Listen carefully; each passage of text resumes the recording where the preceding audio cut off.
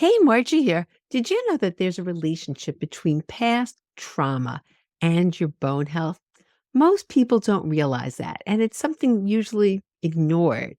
So today I wanted to delve into that topic. But how I'm doing that is Dr. Keesha Ewers did a fabulous talk for my summit last year on natural approaches to osteoporosis and bone health.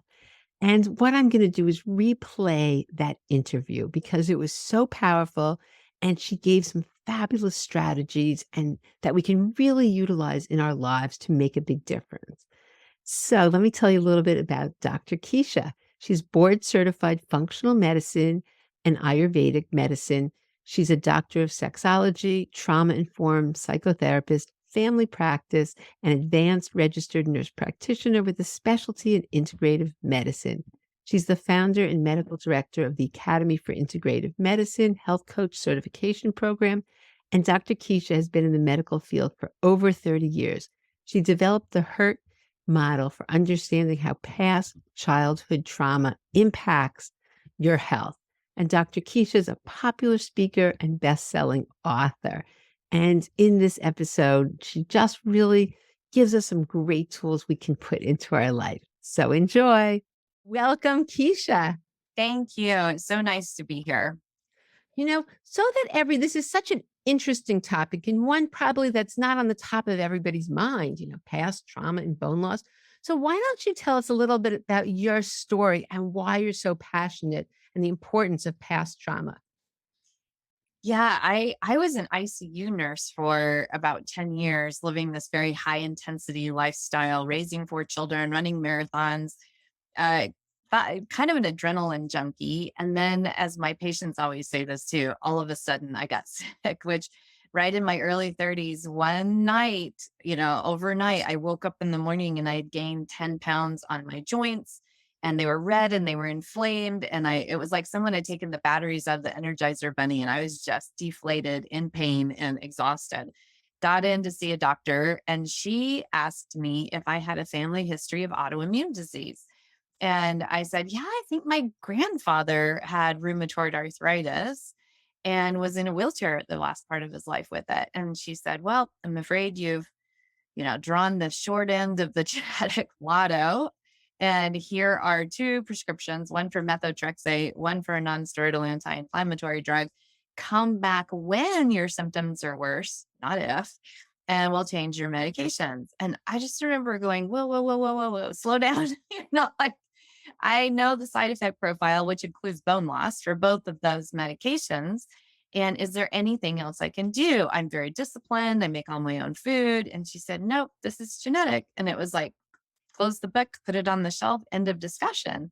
And so as I was driving home, I remember thinking my model of medicine, which I didn't even think of models of medicine in those days, I was just firmly steeped in Western model, doesn't have any answers for me, but maybe there's something else. And got home and I went on the computer and looked on PubMed where we keep our science, our research for medicine, and started putting in like, is there something else? And I found a really good article on yoga and autoimmune disease. And the next morning I was in my very first yoga class.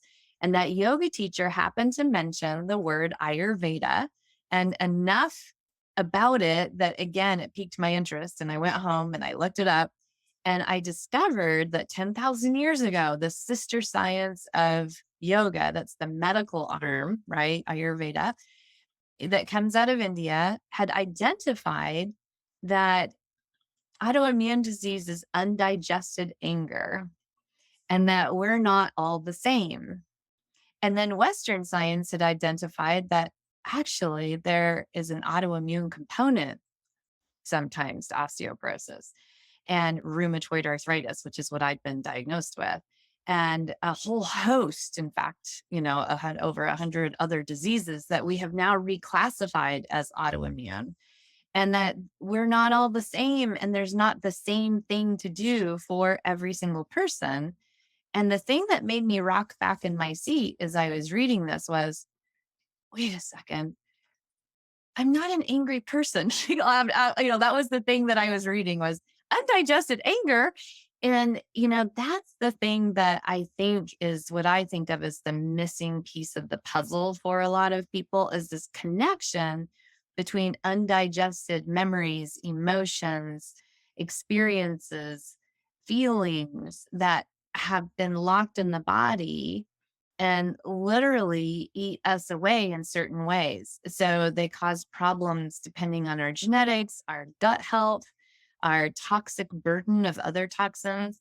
And all of these operate together to create the degenerative issues that we see that are inflammatory in our, modern day health today.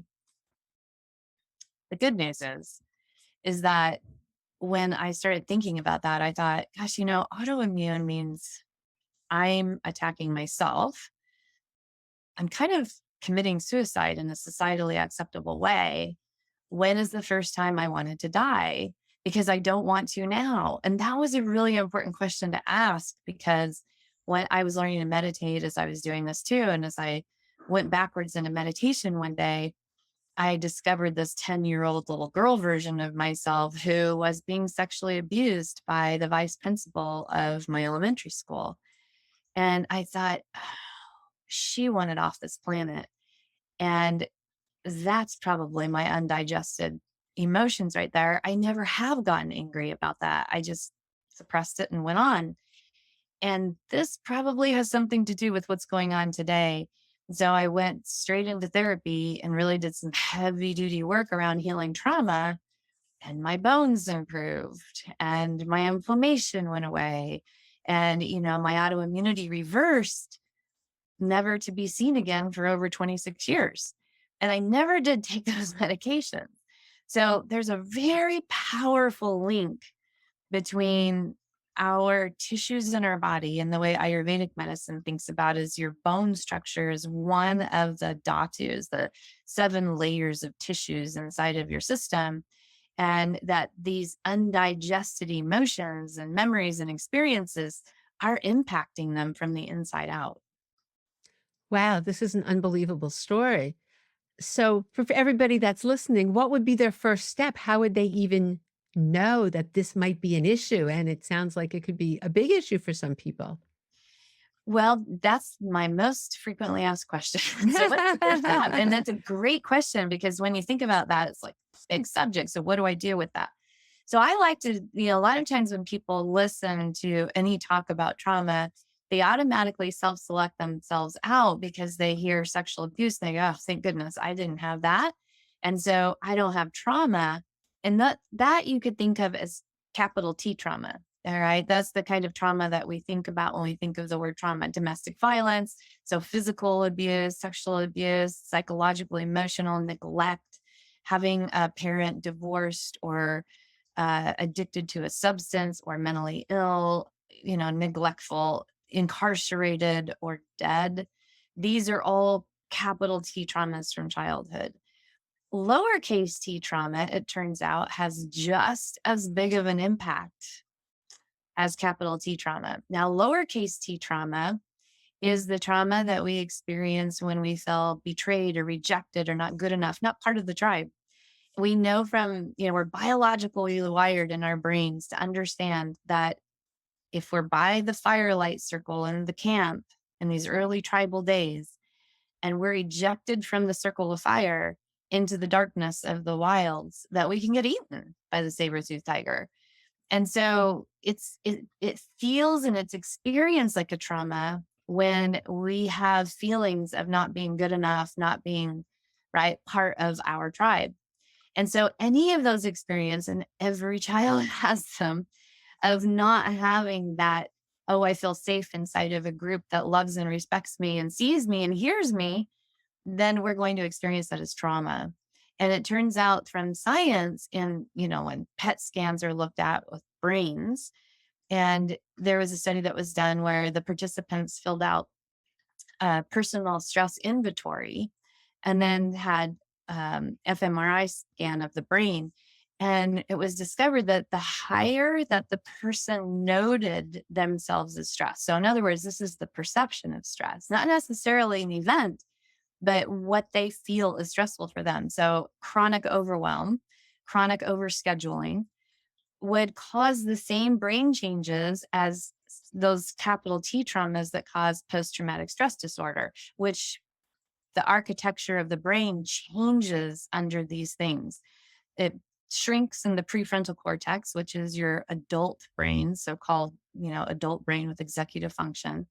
And the primal brain, the child brain, is grown in its volume, especially the right side of the amygdala, the one that's always looking, am I safe? Am I okay? Am I heard? Am I seen? Am I respected? Am I loved?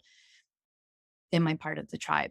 Can I get this done? And, that's the chronic overwhelm. And our current culture actually potentiates that running, running, running, running, right? We're a very productivity oriented culture. And so that in the Ayurvedic medicine world causes what's called a vata imbalance, more air and space, more disarray, more brain fog. And that dries up bone density. A vata imbalance will create more brittle bones. And so this sort of running, running, running, and not having a stable, grounding, contemplative practice that says, I am perfect just how I am. My worth meter is on the inside of me, not on the outside where everyone else can affect it. I already know that I'm 100% worthwhile without having to achieve something or be validated or have someone tell me that. That's the big practice. And that groundedness of just the security of I'm safe inside the skin helps to ground the vata imbalance that then makes those bones more brittle. That only happens when we heal our trauma, which is the meanings that we made up when we were children that were the opposite of that. Wow, I love those affirmations. They're really beautiful. Is that something that you teach people in terms Yes. of just stopping and do you wanna say those again? They were just so beautiful for everybody who's listening. Yeah. You are 100% worthwhile without anyone telling you that, without you having to prove that to yourself or anyone else. You are worthy and deserving of all the love, the safety, the beauty that this world has to offer.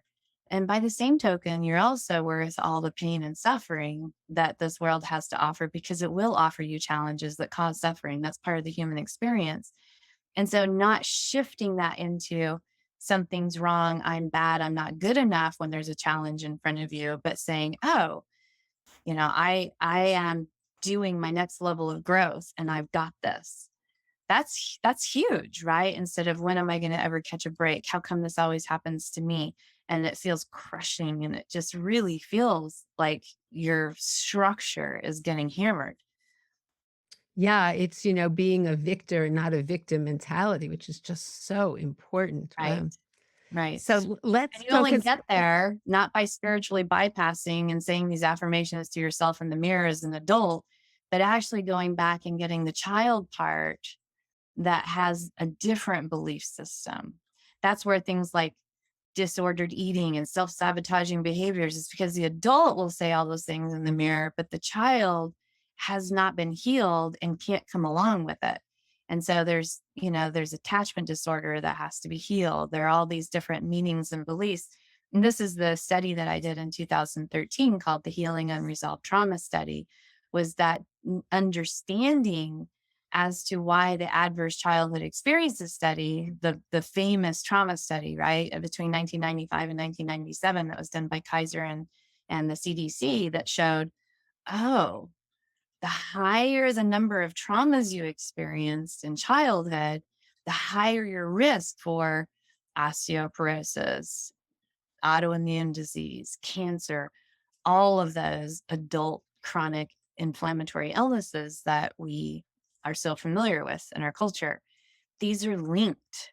And so it's going back and saying with the child's brain, which is not fully developed yet until you're 26 years old, you don't even have that prefrontal cortex until you're 26. And so with your child, the wise mind of the child who's trying to figure out how to survive and become an adult in a world governed by big people, we figure out by making up meanings, because that's what we're doing. We're meaning making machines, right? We're going to be making up meanings that are very self-referential. And I created um, this way of tracking your hurt so you can find those beliefs and meanings. And so when you track your hurt, you say, okay, so here's where I'm not feeling good enough today. So what's the earliest time I remember feeling that? And you go back and so I always use my sexual abuse as a way of tracking so people can kind of see it. I'm 10 years old and I'm in a classroom, and whenever the intercom goes off, that little speaker in the corner of the room crackles to life. Automatically go into this instant panic, right? Because that speaker is the one that calls me every once in a while to the principal's office, the vice principal. And I don't know if I'm standing up because it's saying it's time to say the Pledge of Allegiance to the flag, or the secretary's making announcements, or right. It could be calling me. So it was like Pavlov's experience, right? Where every single time it crackles to life, I go into this panic. And the meaning that I created, so there's panic in my body. My sympathetic nervous system is completely on, usually children, it's on freeze rather than fight or flight because we don't have any autonomy. So I'm frozen. And so that freezes into my system. It's felt deeply inside of my belly and in my heart. My chest contracts. And then the meaning I've made up is, because the vice principal tells me this is my fault because I'm a bad kid. Oh, I have to be perfect to even survive in this world. So the behavior I create to match that belief system is perfectionism, which when I was diagnosed with RA 20 years later, I was really perfect at trying to be perfect. I drove myself so hard. And so that perfectionism is not a tenable way to live life. You will eventually crumble under it. And so then that's my button that can get pushed over and over again as life goes on, because I've created that when I was 10. So then the healing part of that is to track that and then be able to go get that little 10-year-old girl and let her know that whatever's happening in current day is not that. And I've got her. She doesn't have to navigate my adult experience. She's safe now. And I'm never going to let anything like that happen to her again. And just that, like you can feel it in your own system as you track it. Okay. And then everything can come and move into a parasympathetic nervous system of rest and digest, right? It's like, okay, there's safety here. So that changes everything. And then my structure, my skeletal structure of my body doesn't have cortisol pinging against it constantly, because excess cortisol being released in perpetuity because you constantly think you're a zebra being chased by a lion is going to break down your bone matrix. You're going to get osteoporosis from that.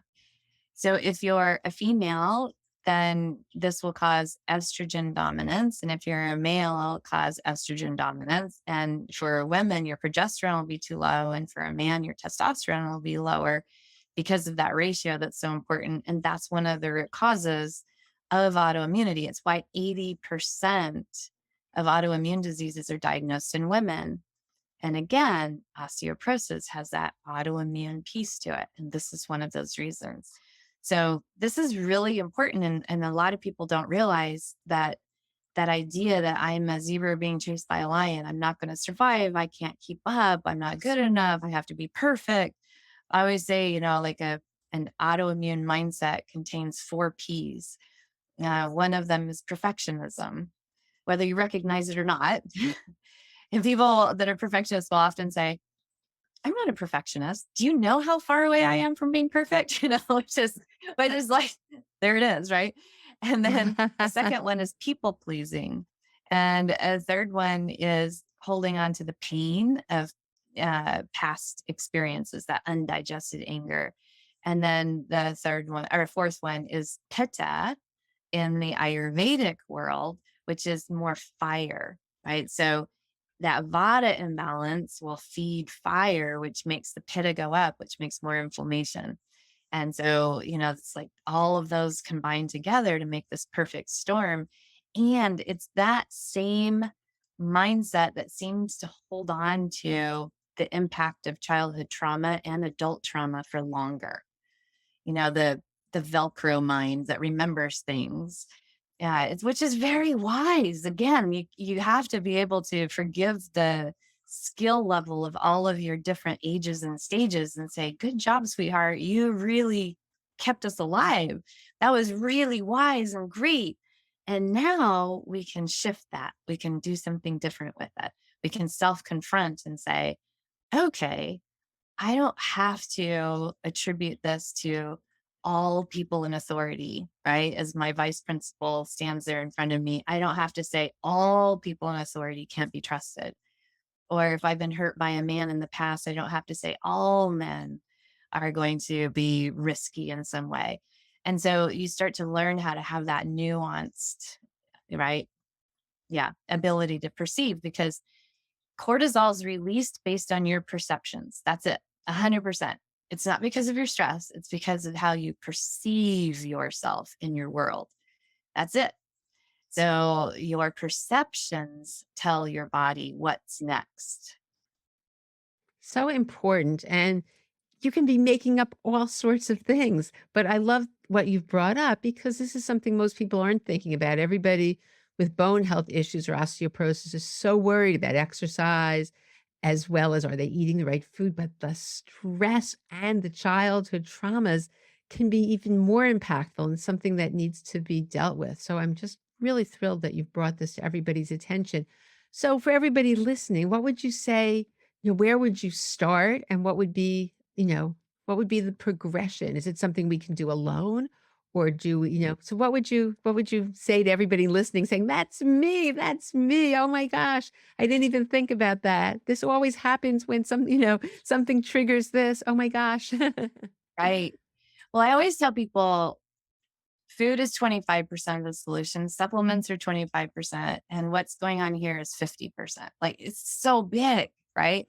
And I wrote a book called Solving the Autoimmune Puzzle, and it goes through all of the things that we've been talking about. It has some worksheets in it, and it guides people, the readers, into that belief part. Like, what are my beliefs? What am I holding on to? How do I see? What's my language like? So a first step that I will often say is just for 24 hours, pay really close attention and have some mindfulness about your inner dialogue. Do you speak to yourself in a way that you would speak to a child or a stranger on the street, with the kindness that you would normally summon for that person? Or is there some other edge that doesn't serve you very well? Is there a lot of "I can't," or "I'm deprived," or "I shouldn't," or "I won't" in there? And, self negating. And if that's happening, you can begin right there. You can ask yourself, who is it that came up with that languaging? And and then what was the safety that that brought? Because you can guarantee there was something that that brought that was positive in the moment, that was helpful for your survival. But is it helping now? And that's what you want to know is, and in my hurt model, it goes through the first things that I talked about when we were tracking my own hurt. And then it has two circles where it bifurcates from that initial hurt from your childhood. And, you'll have a lot of those. We've been hurt a lot of times. It's part of the human experience. Like, that's what we're a perpetrator. And then we've hurt a lot of people too without maybe knowing, and sometimes knowingly. And so then it'll bifurcate, and there are two choices over here. One is the unwillingness to self confront. And in there it says, okay, so then you'll keep having that button pushed, and you'll keep doing the same thing, going into sympathetic nervous system arousal and, ruminating on automatic negative thoughts, keeping a hold of a rigid way of thinking. And guess what happens? Disease process. And then over here on this side in the middle of the circle, it says willingness to self confront. And in that space, there's a methodology for working with your trauma, engaging in what I call the 5 R's of, like, we have them in gut health and functional medicine, and then I've made them into also mental health. And then eventually a Wait, forgiveness. could you just tell us the 5 Rs? Yeah, so it's it's recognizing, right, and having there's it's a little that's kind of an hour-long Oh, conversation, oh, but okay, it's not it's quick, like, your bum, bum, okay. repair and yeah, your remodeling, your reframing, and so there's a but see, the thing that sometimes people will do is they'll go, "Oh, I forgive that person." But they haven't gone into the deep work of how am I like that person? So I have this whole forgiveness process that's in my book, Solving the Autoimmune Puzzle, and it's has you bring up the person that's your perpetrator that hurt you, and then identify the ego traits that they have that cause them to do their behavior. So for we'll say Mr. Johnson, my vice principal, if I were to give him 3 ego traits that drove him to sexual abuse of a child, they would be bigoted because he told me I was white trash. I was in an all black school. The second one is cruelty. The third one I would identify as misuse of power. And so if I were to then use him as a mirror and say, okay, so how do I misuse power? Well, when I first started doing this work, I'm a mother of 4 children. I could find that immediately. Oh, I'm a mom. Okay. I'm I've definitely guilt tripped my kids before. And I immediately saw this particular instance with my teenage son. And I said, "Oh my gosh, Cameron, I just realized, did I guilt trip you this morning?" And he said, "Yeah, you could probably call it that." And I said, "Ah, so sorry. I'm never doing that again. I recognize it now. And will you call me out if you see it again?" So I got to use that as a mirror for me to improve my own behaviors. And then the second one is cruelty. Once again, I'm a parent. And so I'm sure I've been labeled cruel a million times by my children when I would say things like, "You can't go out and play until you finish your chores." And so then the third one, bigotry was really hard for me to come up with. I was struggled with that one for a while. And I'm a Navy brat, lived all over the world, and I always thought that I was very tolerant of everything. And then I recognized in just a flash, I'm intolerant to people who are intolerant. Oh my gosh, I'm such a bigot. Like I'm so intolerant to intolerance. And so then I went, "Oh." So then you can thank the person reflected in front of you for showing you your own shadows and being able to work with those so you can grow your own character. And then you can forgive them, not for their behavior. You don't ever have to forgive child abuse, but you can forgive the person. It doesn't mean that you reconcile with them. That's a very different thing. People are often afraid to forgive because they think it means reconciliation. It does not.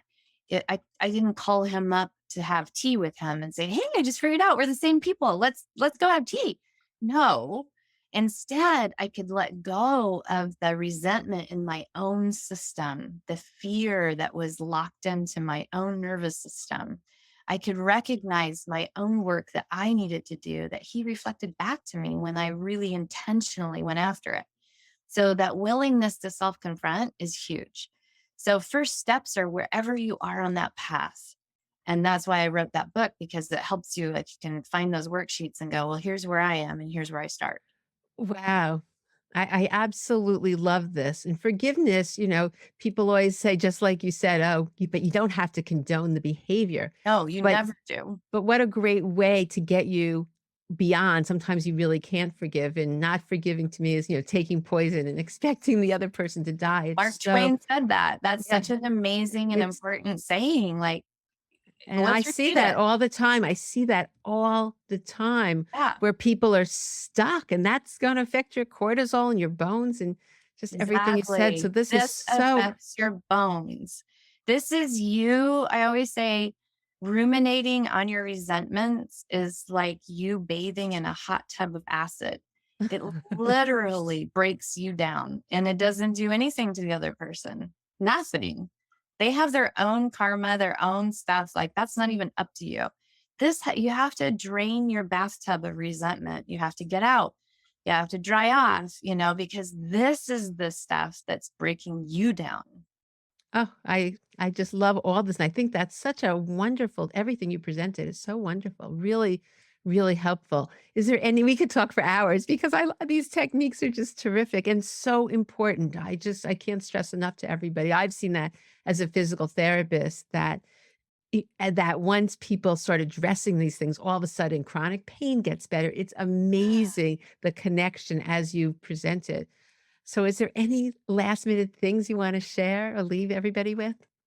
Well, I mean, there's a whole program that I do called Healing Trauma Through the Chakra System. And if you think about the chakra system from yoga, the world of yoga, this isn't using your chakras to heal at all. It's just using them as placeholders where your root chakra has to do with safety. And what I always tell my students and my patients is if you don't feel safe, nothing else you do will stick.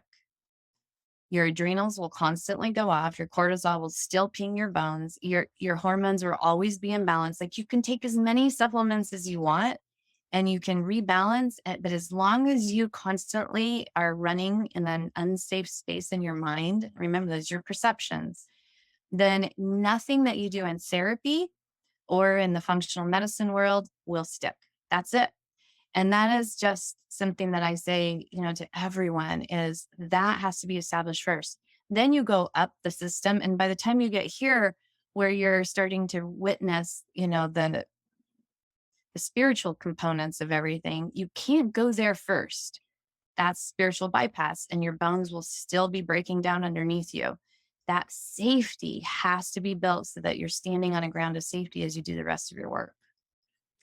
Wow. Well, I can't thank you, Keisha, for being here today and really sharing all this great wisdom and your work with everybody. So, where can people learn more about you? drkeesha.com, drkeesha.com. And for everybody listening, thank you for being here. And if you value this information, please share with a friend or anyone who's having, really everyone who's had past trauma conditions. But this is completely life changing. So make sure to really listen to this and think about how this can apply to your life, because this will have a big impact on your overall health as well as your bones. And we really want to have happy bones because happy bones create a happy life. I hope you enjoyed my interview with Dr. Keisha as much as I did, and now have some new strategies and techniques you can put into your life. The link to Dr. Keisha's website will be in the show notes, as well as the link to my free Improve Your Bone Health Naturally mini class. So make sure to check that out. Well, thank you so much for tuning in, and I look forward to seeing you on the next episode.